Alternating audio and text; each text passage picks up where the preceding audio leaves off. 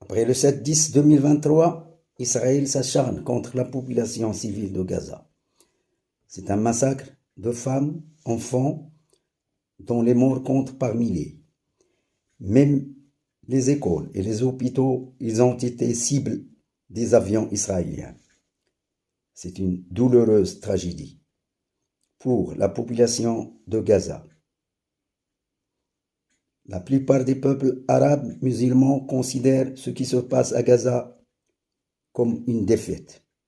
Mais en réalité, c'est une victoire. Toufan al-Aqsa a atteint son but. Un coup dur pour Israël.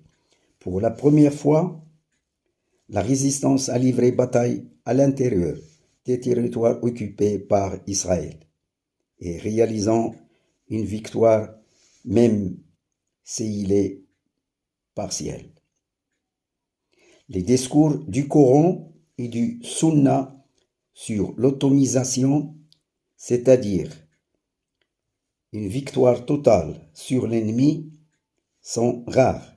Par contre, les discours sur les victoires de conquête islamique sont nombreux, même s'ils sont partiels. L'exemple ci-après illustre le sens de la victoire. Supposons que je veux construire un immeuble de 6 étages. Si j'arrive à creuser la fondation, c'est ma première victoire partielle de mon projet final.